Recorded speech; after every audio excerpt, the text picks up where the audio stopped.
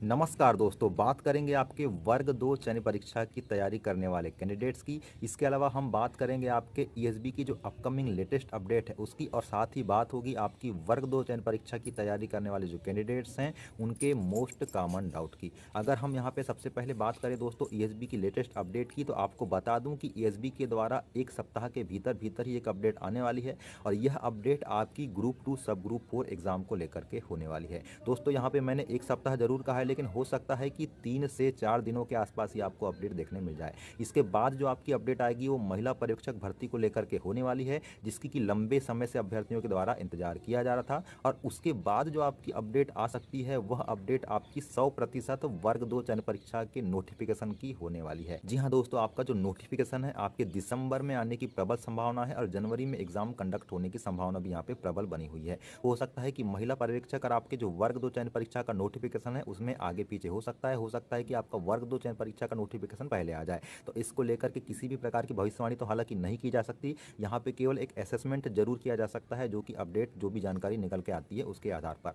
अब हम यहाँ पे ईएसबी की बात तो कर चुके हैं, अब हम यहाँ पे कैंडिडेट्स का जो मोस्ट कॉमन डाउट बना हुआ है उसकी बात करेंगे। जी हाँ दोस्तों, ये बात इसलिए भी आ रही है, डाउट इसलिए भी आ रहे हैं क्योंकि नोटिफिकेशन आने में यहाँ पे अभी लगभग 1 माह का समय बचा है। और आपको तो पता ही है कि जब तक नोटिफिकेशन नहीं आ जाता कई सारे डाउट यहाँ पे बने हुए रहते हैं। जैसे कि अगर डाउट की बात करें तो कितने अंकों का यहाँ पे प्रश्न पत्र चयन परीक्षा का होने वाला है, ये बहुत बड़ा डाउट है। और यहाँ पे ये भी डाउट बना हुआ है कि आपका जो सिलेबस है वो क्या होने वाला है। तो दोस्तों अगर हम यहाँ पे बात करें आपके वर्ग 2 चयन परीक्षा के सिलेबस की, तो आपको तो पता ही है इसके पहले जो आपकी पात्रता परीक्षा आयोजित की गई थी वह 150 अंकों की गई थी। जी हाँ दोस्तों, और इन 150 अंकों में आपके मुख्य जो सब्जेक्ट है उसके अलावा भी आपके अन्य सब्जेक्ट जैसे कि पेडागाजी है, लैंग्वेज के क्वेश्चन थे, तो ये सभी प्रश्न आपके आए थे। तो इस आधार पे आपके जो डाउट हैं वो ये बने हुए हैं कि क्या सर इस बार भी आपका पेडागाजी यहाँ पे शामिल हो सकती है, या अन्य जो सब्जेक्ट्स हैं वो भी शामिल हो सकते हैं। तो दोस्तों आपने रिसेंट में जरूर देखा होगा कि वर्ग 1 चयन परीक्षा जो आयोजित की गई थी, जिसके कि रिसेंट में नियुक्ति आदेश भी जारी कर दिए गए हैं,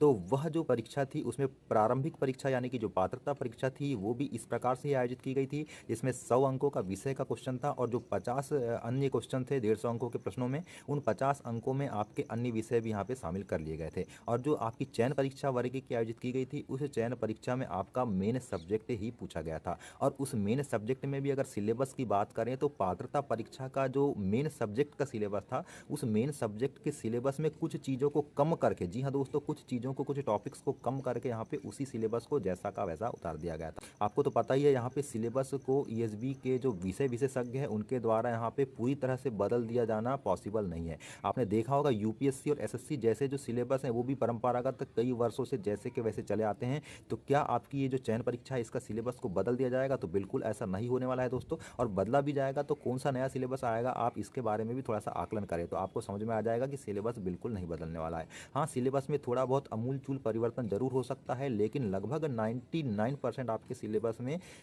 वही चीज़ें सिमिलर आपको देखने मिलेगी जो पात्रता परीक्षा के सिलेबस में थी। तो यहाँ पे सिलेबस तो आपका क्लियर हो गया है कि लगभग वही रहने वाला है, और सिलेबस में आपके यहाँ पे मेन सब्जेक्ट के ही क्वेश्चन बनने वाले हैं, आपके अन्य सब्जेक्ट के क्वेश्चन नहीं बनने वाले हैं। इसके पीछे का रीज़न भी यही है कि आपकी जो पहली परीक्षा हुई थी उस पहली परीक्षा में आपके जितने भी डाइवर्सिफाइड सब्जेक्ट थे उन सब्जेक्ट का नॉलेज आपसे चेक कर लिया गया है। और अब चूंकि आप विषय के शिक्षक बनने वाले हैं, तो अब आपका जो चयन परीक्षा होगी उस चयन परीक्षा में विषय के ज्ञान को ही चेक किया जाएगा, इसलिए आपका विषय से संबंधित यहाँ पे प्रश्न बनने वाले हैं। अब बात यहाँ पे ये आती है कि प्रश्न पत्र कितने अंकों का हो सकता है, तो ये निश्चित है कि प्रश्न पत्र आपका 100 अंकों का ही होने वाला है, जैसा कि आपकी वर्ग 1 चयन परीक्षा में हुआ था। जी हाँ दोस्तों, ये 100 अंकों का प्रश्न पत्र होगा, और इन 100 अंकों के प्रश्न पत्र में आपके मेन सब्जेक्ट के 100 क्वेश्चन ही बने रहेंगे, और किसी भी प्रकार की कोई माइनस मार्किंग यहाँ पे नहीं होने वाली है। हाँ, यहाँ पे एक चीज़ जरूर हो सकती है कि आपके जो 100 अंकों के प्रश्न पत्र चयन परीक्षा में आने वाले हैं, इसमें आपका क्वालिफाइंग मार्क यहाँ पे 40% रखा जा सकता है, जैसे कि चयन परीक्षा में हुआ था। तो दोस्तों किसी भी प्रकार के डाउट में आपको नहीं रहना है, आपको प्रॉपर वे में अपनी तैयारी करते रहना है, और ये तैयारी आपके जो पुराना सिलेबस है उसके जो भी कंटेंट हैं उस कंटेंट की बारीकियों को, एक एक टॉपिक को आपको देखना है, और एक एक टॉपिक का डीपली एनालिसिस करना है, और आपको 1-2 दिन में मॉक टेस्ट भी जरूर देते रहना है, ताकि आपको यहाँ पे ज्ञान होता रहे कि आपकी तैयारी का लेवल यहाँ पे कहाँ तक पहुँच चुका है। मैं बार बार मॉक टेस्ट की बात करता हूँ दोस्तों, इसलिए भी करता हूँ कि ये बहुत ज़्यादा जरूरी है, सिलेक्शन में इसका एक अहम रोल होने वाला है। तो दोस्तों समय समय पर आपके बीच में वीडियो लाता रहूँगा, आपके जो मोस्ट कॉमन डाउट है उसको क्लियर करता रहूँगा। अगर मोटिवेशन की बात है तो वो भी आपको वीडियो के माध्यम से मिलते रहेगा, मतलब आपको पूरी तरह से हेल्प करने का मैं यहाँ पे प्रयास करने वाला हूँ दोस्तों। इसलिए आपको भी वीडियो पे अपना प्यार बनाए रखना है, वीडियो को ज़्यादा से ज़्यादा शेयर करना है, चैनल को सब्सक्राइब करना है, वीडियोज़ को लाइक करना है और यहाँ पे बने रहना है। अपना प्यार यूँ ही वीडियो पे बनाए रखना है, चैनल पे बनाए रखना है। आगामी जो भी अपडेट होगी मैं आपके बीच लाऊँगा। तब तक के लिए नमस्कार।